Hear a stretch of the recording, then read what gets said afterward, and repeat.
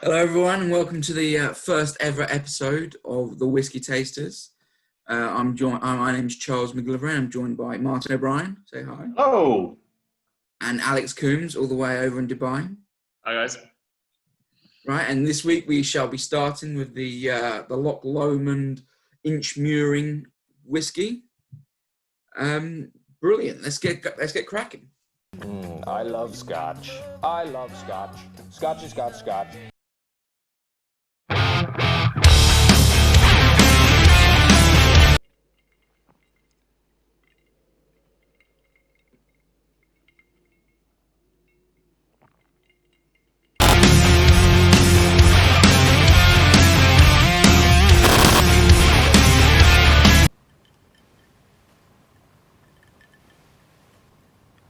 For relaxing times.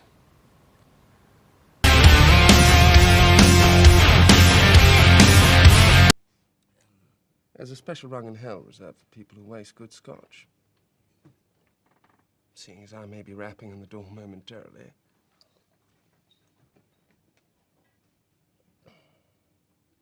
I must say, damn good stuff, sir.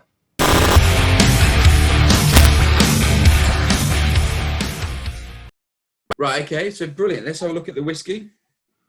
Should we start by looking at this sort of box and the branding around it? What do you reckon? Yeah, go on, definitely. Should we go for the box Just first? thoughts around that. Is it me? Or does the deer on the Loch Lomand brand look like they started drawing a cow when it turned into a brand? Deer? The fattest face for a deer I've ever seen. there's shades of Jägermeister there for me, I think. Yeah. Hopefully it doesn't taste the same. Sort of gives me the impression of sort of Jersey butter. I don't like the front and the back of the box. I just think the sides really let it down. As nerdy as that sounds, because if you look at the sides, it just literally looks like something you could have done on word art in like the 90s.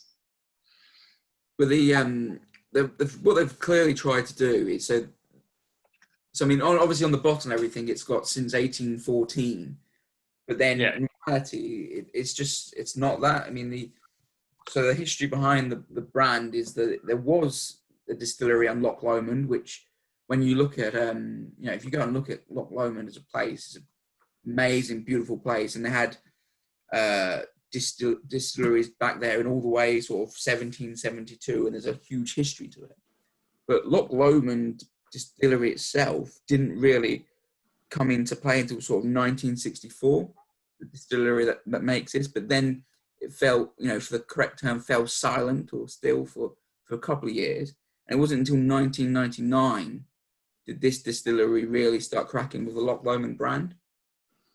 Which is something that they don't really mention on the packaging, because we look at the side, they tried to hover around the 7th century mark in the old chapel and try to imply as if it's just been a continuous thing for the last 13 or 14 centuries. Yeah, exactly. Yeah, they've tried to sort of push the sort of old school father and son distillery that's been going for forever. But reality, they're a very modern, new, capable, efficient distillery that produces a lot of capabilities to produce a lot of whiskey.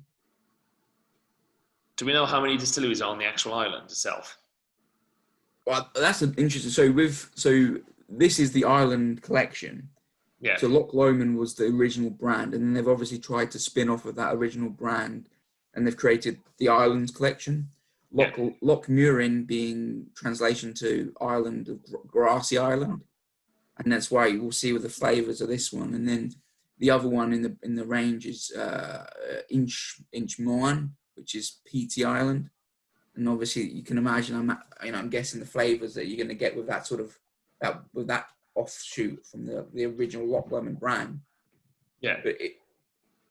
But by all accounts, sort of this, they've tried to stick to this bottle shape, the Loch Lomand whiskey brand of the cow deer thing, and they're trying to blend it across and to sort of reinforce that brand. And it is, like I say, a very new and efficient distillery, and with that comes new technology. They've got some they've got what's called cylinder stills, which have long, tall seals, so therefore you get a better distillation. It creates a smoother taste, and I'm sure mine can probably give better detail on that sort of thing. Yeah, so reading on that, it's still pot stilled. It needs to be pot stilled to be called Scotch whisky. But I think they've taken the idea of a pot still and ran with it. So it's what we'd call the refraction in the distillation equipment itself. A lot more efficient than your traditional pot stills, but still running on a batch rather than a continuous cycle like you would with a continuous still. But I think what they claim is obviously it's refracting a higher level of alcohol, up to 90 ABV, rather than the 70 ABV normally get off a standard pot still. Technically, that's more efficient. It's going to save them money in the long run, because there's going to be a lot less wastage. But it is going to be detectable in the notes as well when we come to taste it. There's some of those Easters that we're going to notice in that. Certainly some more kind of the fruity, candied fruit, sweety notes that you'd normally kind of detect will probably be present in the glass. It'd be interesting to see on that one. Yeah, exactly. I think that's what it is with the branding. Everything they've tried to tap into the history of the area, but reality, it's a very new, efficient, distillery really, which enables them to produce some pretty good tasting whiskey. But like you say, we'll see. We'll find out. Yeah. What else is it? I suppose one other thing about the distillery, it's one of only 4 places in the UK, I think maybe in Scotland, but in the UK, that has the cooperage on site as well. So that allows them the ability to really manipulate and control the barrels that they use as well. And the 3 that they use are bourbon, refill, and recharged. And and that enables it. Charles, I think that's a bit of a misnomer. That's a big issue I've got with this whiskey, and they are very playful with the truth. I think Loch Lomand. So the fact that they've called out a bourbon barrel, that's used in 95% of the Scotch whisky trade, and a refill and a recharge could literally be any barrel anywhere in the distillery itself. So again, we'll go for the tasting. We'll look at the colour and see what the influence on that is. But it looks like there's a whole kind of thing going on here in terms of what they're using, in terms of barrel influence. Certainly, we're going to see bourbon influence on there, but I think there'll probably be a bit of sherry influence as well. Looking at the colour. Got a technical piece of equipment to help us with looking at the colour. Goes back to that moment. For a 12-year-old Scotch, that is very dark. Is that the recharged barrels coming into play? This is colouring added to this. Okay. There will be some of the recharged barrels giving a bit of influence on that, certainly. But to get that colour in Scotland in 12 years is pretty much not impossible. That's more of an 18-year-old in terms of that maturation, or some kind of darker, port wine finish or something like that. So there is colouring allowed, which is allowed for Scotch whisky, caramel. But what hasn't been done to this whisky, which is more importantly, I think, than adding caramel, is non-chill filtered. So I think it calls it out on the label somewhere. It does, straight at the bottom, yeah. It does on the box, yeah. And in layman's terms, what that means, essentially, it's not treated to remove any of the fatty acids and the esters and proteins which are prevalent in a whiskey, coming from the grain itself, from the grain catalyzer, but from the oak in the barrel, chock full of stuff which goes through even after distillation. And this was primarily removed really when Scotch whisky was trying to make it commercially successful. The consumers didn't like whiskey that went cloudy, and whiskey that's not chill filtered, when it's cooled down, has ice introduced to it, and we'll be able to see when we add water to it, will take on a cloudy appearance, and certainly in a bar or restaurant that isn't seen as particularly favourable. So a lot of the brands, both single malts but also blended producers, did the active chill filtration to make sure that the final product they get is clear, both in bottle but also in glass. There are many, of which I am one to subscribe to, who think that the active chill filtration takes out a lot of the character of whiskey. You're stripping out a lot of the potential flavours that you're getting to get from all of that good stuff that's floating around, and also affects the body. If you think about taking anything which is fatty away from a drink, you're going to be left with something which hasn't got quite a rich mouthfeel. Using the example of a whole milk versus a semi-skim milk, completely different feel in your mouth. And I, for one, believe that not chill filtrating makes a huge difference. And certainly, again, when we start tasting it, we'll be able to find that out.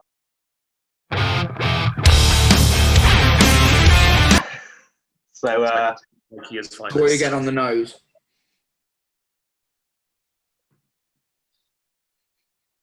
So this is without water added, and don't know if we mentioned it before, but it's bottled at 46%, so little higher than standard bottling. And then they're obviously able to water, do that with those with the pots that they have. The ability to get such a high ABV allows them, I suppose, more control as to what they want, and able to bottle a high ABV for this.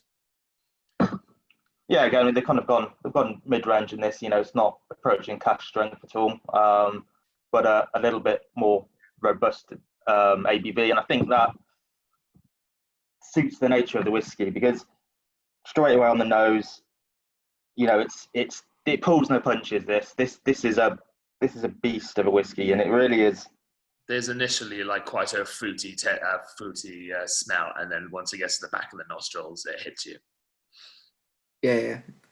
I think there is the smell of like in with the name, the Inchmurrin. It's sort of hayish, grassy as well. Yeah, no, definitely. There's a cut grass, fresh grass, and certainly hay in there as well. And then sweet pear drops. Yeah, there's pear drops, absolutely. I get a lot of orchard fruit. So both kind of fresh green apple, but also sort of a bit of candied fruit, pear drops. Certainly. Yeah, exactly.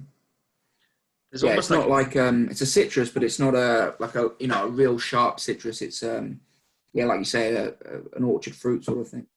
There is citrus in there. There's almost like an afterkick of vanilla-y. So yeah, there's big vanilla notes in there. That would be the influence of the bourbon barrels we're seeing in there. Lots of caramel as well. Caramel, butterscotch, all of that lovely oak influence. Yeah, definitely. Yeah. And I think that's showing, the huge impact that barrels are having on this, or whatever kind of blends of barrels that they're using. But certainly there's going to be some first fill influence on there, and definitely some rechar in that, because you get those vanilla notes, you get that nice toffee notes. Certainly some tropical fruit coming out now after the third or fourth nose. Bit of pineapple. Yeah, once you've gone through obviously the sort of initial hit of it, you really start to develop those smells. This is the thing with whiskey as well. This is our first one, so nosing a whiskey for pretty much the first time. First time you go in, you're going to be hit by alcohol vapor. Once you've revisited it a few times, that's less prevalent, and you start getting other things. So I think, I mentioned this on our WhatsApp chat the other day. I get like toffee apples, and also kind of like baked pastries, like an apple pie or an apple turnover. There's certainly I think toffee apple is a really good one, because you've got the fruit, but then it's slightly sweeter, isn't it? Yeah, and it's like a slightly sour green apple as well. It's a little bit of a development note. I know you've said it a bit already, but once you have like 4 or 5 sniffs, then the sour element does disappear. Yeah, it changes a lot in the glass, and I think, like I said, there's a hell of a lot of going on with this. It seems to change a little bit every time you go back to it. Yeah, and like you say, I think that's those recharged barrels come into play, isn't it? Because I think it's a newer distillery and a new, and it's only a 12-year-old, they're trying to get a lot of flavour into it via the barrel.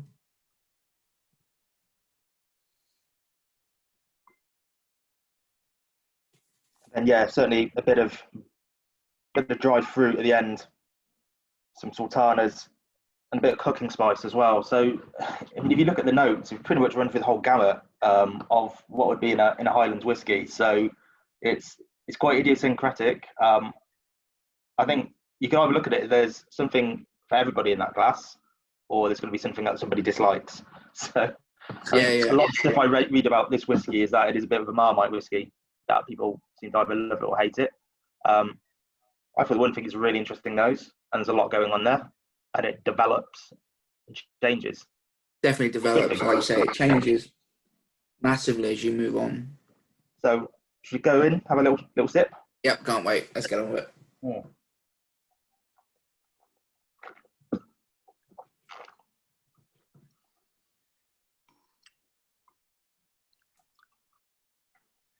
It is definitely a strong burning sensation initially.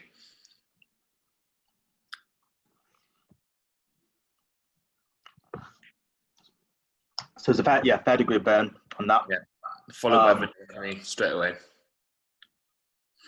Yeah, I mean, I don't think that the burn's a long one though. It's quite a medium burn, and it sort of disappears to sort of a peppery sort of level, as opposed to a real strong, I think.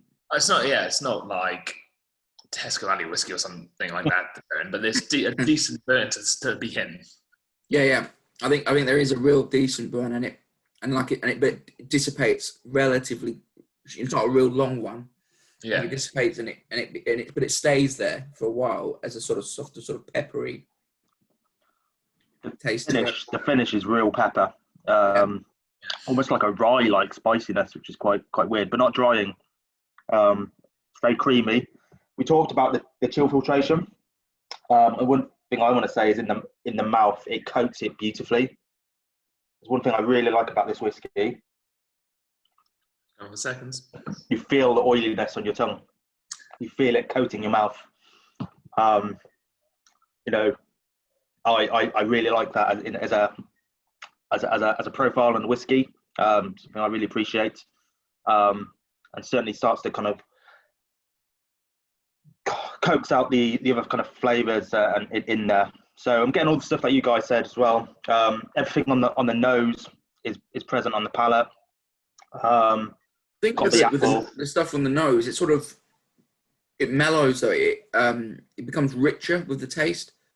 So it goes from more of a from going from the sort of apple orchard to like apricot, like mixture caramel apricot, much sort of richer taste to it, as opposed to what you smell. Much sharper taste with the smell, or smell with the smell. The longer. Sorry, Charles, go on. No. All of a sudden, it sort of mellows to more of an apricot rather than a citrus sort of taste. The one thing which I am feeling a lot more since, obviously, as time passes, is the caramel. That's where the caramel really kicks in. I can feel it on my lips. And then obviously it just works its way through the tongue to the back of the throat.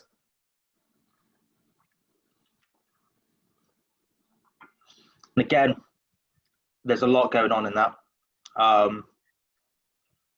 It's not, I wouldn't say it's harmonious flavors. I think, you go in, you get that stone fruit, you get that apricot, and, the peach is certainly there. You go back in, you're getting something a bit more floral. You go back in again, you're getting butterscotch and that baked apple. So there's a lot going in the glass. It's not particularly well orchestrated, but I find it really interesting. I find it really pleasant, but it doesn't pull any punches. It's not one where you'd, trying to see what you'd equate this to. Like an old Pulteney or something like that, which is a lot more harmonious and there's a story going through there. This is like literally, this is what's in the glass, experience it, and I don't care if you like it or not.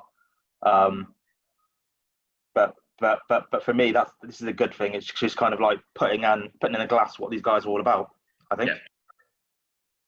And on a side topic, I've got a terrible ulcer at the moment, which has been killing me all day, which now I can't feel at all. So this is definitely the way forward. Extra bonus. So it's definitely medicinal, you're saying? Yeah, basically. We'll get on the NHS. What's interesting that there's little to no peat influence in this. I mean, this is something. Obviously, this is not an Islay whiskey or anything like that, but often in a Highland whiskey, you might notice a little bit of peat smoke or a little bit of iodine from a small bit of the maltings being peat dried. Zero in this. The only kind of smoky influence I can get is all from barrel char, which is that kind of rich vanilla-y smoke, marshmallowy kind of s'mores aspect, which is interesting itself, and again showing the influence that the barrel is certainly having on this whiskey. Certainly a lot of the first fill barrel influence being seen here. What I'm going to do is add a little bit of water. See how that changes. And again, at 46%, that's probably something we want to do just to kind of bring it down a little and see what we've got. So I'm just put 3 teaspoons, 4 for good measure. Being very precise in mine, I just had a little. I just tipped it and put it in. Yeah, sorry, Martin, I didn't have time to get a spoon. No. Well, maybe next one we be a little bit more. So I'm saying interesting. I think you're right. The smoke, there's just zero smokiness really. I mean, it would be interesting to see their Inchmurrin, whatever brand. Yeah, and I guess see how that works with them, because they're obviously trying to, like I said, maintain this brand but branch off into different flavour groups. Yeah, and it'll be interesting to see how smoky as a Highland whiskey that ends up being, because like you say, it's not an Islay whiskey. It is a sort of Highlands whiskey, so you wouldn't be associated so much with that peaty smokiness. But they're obviously looking to brand it. I mean, this is their goal. They're associating themselves with major sporting brands and stuff. The Open, they're looking to be a mass market big whiskey brand with different like flavors within their group. So it'd be interesting to see the difference there. It's definitely appealing, like Charles said, it's definitely appealing to the mass market and the more supermarket based, rather than people who are specifically going and searching out a brand or a whiskey. Well, I mean, you're going to get that with the, we haven't discussed it, but the price that coming in, so in the UK coming in at 40 quid range, which is, maybe which is probably where we'll end up staying for most of these reviews. But it's that just above mass market range, isn't it? Really? Yeah. So there's your 20 quids or 25 quids, and then once you start getting to 30 plus, say 30 to 50 is probably mid, and then once you start going above 50. Yeah. I mean, I think they're, with the facility that they have, they're looking to go mass market. There's no real limits to them. They're looking to get as much out the door as possible, I think. Yeah, and rightfully so. Yeah, but I mean, I think, like I say, with the ability of that distillery, it does give them the ability to real pack a punch with this whiskey. Now, like mine said, there's a lot going on with it. It's not a low tasting, low brand whiskey really. What does the water do for you, Martin? So this is an interesting one. The water, I think it calms everything down a little bit. So I said before, there's a lot going on in the glass, a little bit aggressive on the nose.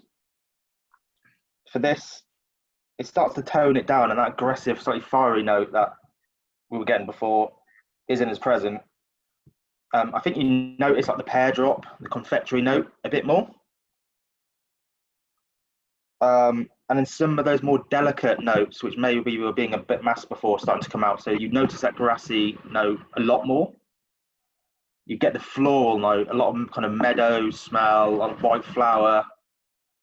Yeah, I agree. That one really stands out for me with the water. The sort of floral, your grassy, meadowy taste that really comes to the front. Like you say, I think it's sort of the real strong caramel and big, rich, sort of fruity flavors almost sort of step back a fair bit with the water, and you end up with a much more floral, sort of petally, grassy hay sort of taste to it. Yeah. What do you reckon, Alex? Well, the first thing which is prevalent is, and obviously add a bit of water dilutes it, the colour does change significantly. Do you guys not think? If you compare it to the bottle now. Oh yeah, I mean, yeah, it's. I know you dilute, but the thing that kills it. And then, as Martin's already said, the big thing on the nose, there's no shock. Like when you smell it without the water, it's there, it's in your face, it's brash. With a little, even just a drop of water, it calms it. It makes it more drink that you can sip away at. Yeah. No, I mean, it becomes a very drinkable drink. I definitely think that. I mean, I think the water like calms everything back, and it's very, very manageable from a casual drop. As you know, I'm on the rocks kind of guy rather than a straight guy. That's bad. Well, you said it, Hey. So no, but that's yeah. Oh yeah, but ironically enough, this is probably one which could potentially benefit from an ice cube or two. I did break protocol and have one with an ice cube the other night, as some of you know, and it was quite drinkable and extremely refreshing with the odd rock in between.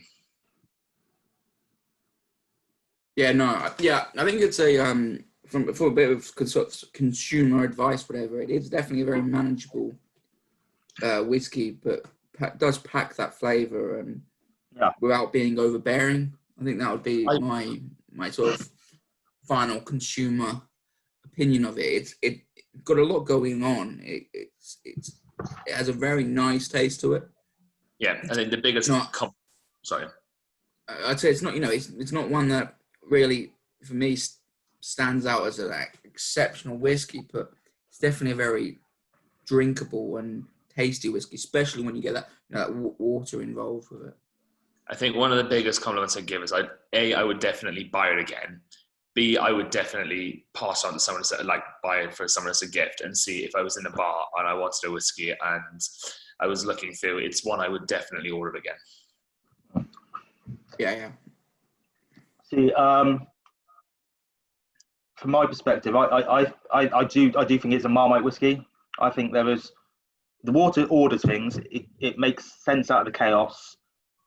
There's more of a story there. There's more structure, definitely. That oak takes a little bit of a backseat, allows this kind of secondary floral notes, a little bit of spice to come out a little bit more, and everything just to be that a little bit more nuanced. Yeah. But there is still a lot going on, and it could potentially not be everyone's tea. I wouldn't recommend this as a whiskey for somebody who doesn't like whiskey or hadn't trying whiskey for the first time. But I would recommend it for somebody who was looking for something a little bit different, or who maybe was a little bit bored of the Glenfiddichs, the Glenmorangis of the world. I wanted to see what was kind of outside of that, I guess. Because at the price point, it's not totally inaccessible for a 12-year-old whiskey, sub 50 quid. Pretty reasonable. Like I said, it's not my favourite whiskey I've ever had, certainly, but I think it does a damn good job. And with the addition of water, which is something I don't always do with a single malt, certainly, it definitely improves it, which is really interesting. So yeah, a good first whiskey to start on, I think. Yeah, I think you've nailed it on the head there, Martin. I think, like you say, it's you've fed up of drinking the standard supermarket shelf malts you get for around the sort of £30, £35 mark, and you want to try something different. Like you say, this is a good option, and someone who likes whiskey and wants to try something different. And it's obviously successful because it's not just being sold in the UK anymore; it's being sold worldwide. Yeah, it speaks for the man who speaks from Dubai. Yeah, and I think, I agree. And I think, like you said, the water makes it very drinkable, and you could easily end up drinking far too much of this stuff. I would definitely. It is moreish. I think the addition of water to it, there's a lot of thirst quenching fruit in there, and there's a nice backbone of minerality in there. So I find it actually bloody warm in this room. So actually, this is quite refreshing having it with a little bit of water. So I might even stick an ice cube in, Alex. I think that's an interesting point, actually, because when you're drinking a whiskey, it's normally you're drinking on an evening, quieting down, whatever, quite steady. This, I think you could drink a fair bit of it on a sort of summer's day, a few ice cubes, and drink a fair bit of it.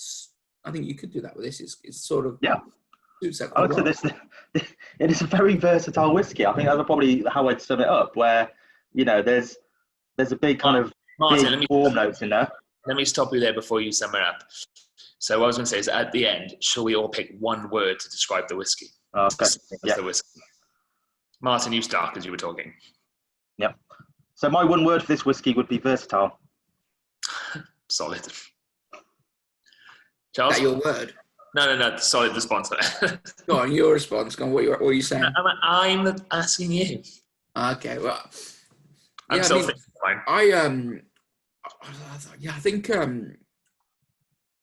I think probably the word to use, I want to explain the word, but it's interesting, would be the word, because it's a slightly different whiskey that you could apply to a non sort of usual scenario.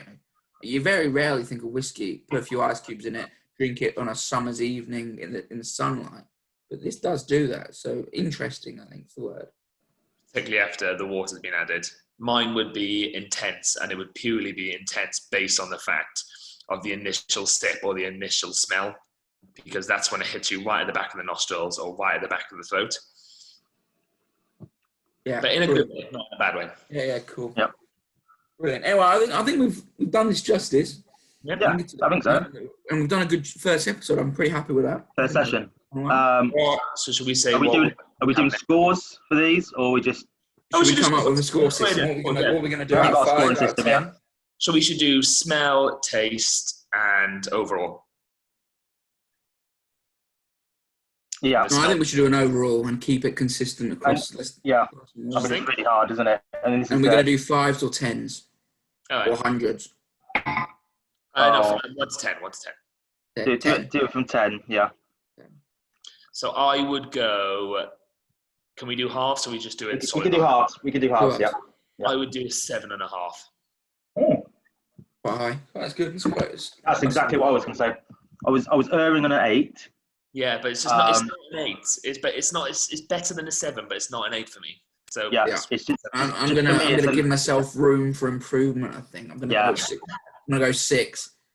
I like it, but come on, let's give ourselves a bit of reason. And I know I happen to know what we're drinking next, and I think that's going to be a bit higher. So I'm going to give myself a 6 for this one. 6 would imply, so you wouldn't buy this again, then, Charles? No, I would buy it again, but 6, all relative. On my scale, I think 6 is above average. 5 being average, 6 is above average. It's good. Like, I wouldn't say it was one of my favourite drops. Fair enough. It's at the end of the day, it's subjective. I think it's better than a 6 whiskey, certainly. 6 would be something that would be forgettable. I'm not going to forget this. I agree with that. I think we're just looking at it from a different scale, I think. But we'll learn the scales as we go on. Well, that's why we've got 3 people on it, not 1. Yeah.